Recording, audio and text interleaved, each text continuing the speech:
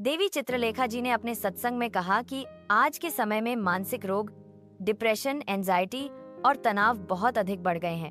लोग इन समस्याओं को लेकर साइकेट्रिस्ट के पास जाते हैं, जहां उन्हें अक्सर नींद की गोलियां दी जाती हैं।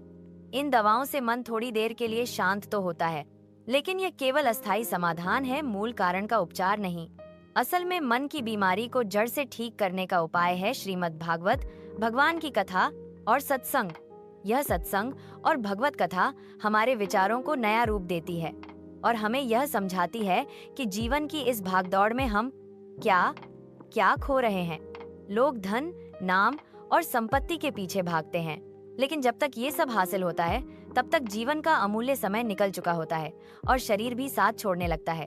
इस दौड़ में हम अपने परिवार और अपनों के साथ समय नहीं बिता पाते और जब समय मिलता है तब बच्चे अपने जीवन में व्यस्त हो जाते हैं। यह माया नगरी है। यहाँ हर कोई किसी न किसी चीज के लिए दौड़ रहा है। कोई पैसे के लिए, कोई खाने के लिए, कोई स्वास्थ्य के लिए। धन कमाना और परिवार का पालन पोषण करना निश्चित रूप से जरूरी है, लेकिन यही जीवन का अंतिम उद्देश्य नहीं होना चाहिए। भगवान श्री कृष्ण ने कहा है, तन और धन संसार को दो, लेकिन मन केवल भगवान को दो, क्योंकि इस मन को संभालने वाला केवल भगवान ही है। दुनिया में लोग अक्सर स्वार्थवश प्रेम करते हैं, लेकिन भगवान निस्वार्थ प्रेम करते हैं। इसलिए जीवन में कर्म करते हुए भी मन को भगवान में लगाना चाहिए।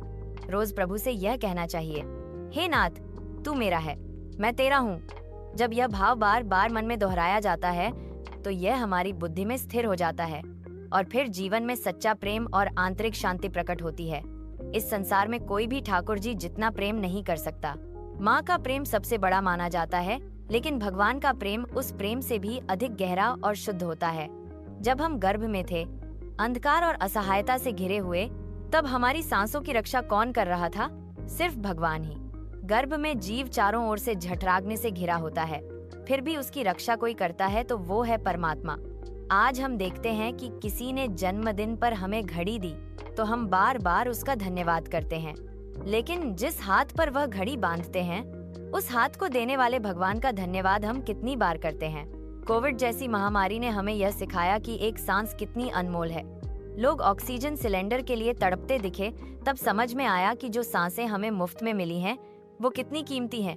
शरीर के हर अंग की कीमत करोड़ों में है, लेकिन ईश्वर ने हमें ये सब बिना किसी मूल्य के दिया। यह शरीर, यह वाणी, चलने फिरने की शक्ति। फिर भी हम भगवान को भूल जाते हैं, जबकि हमारा पहला और सबसे गहरा संबंध उसी से है। बाकी सारे रिश्ते तो बाद में बनते हैं, भगवान से हमारा संबंध जन्म से भी पहले का है। इसलिए रोज अपने मन को यह याद दिलाना चाहिए।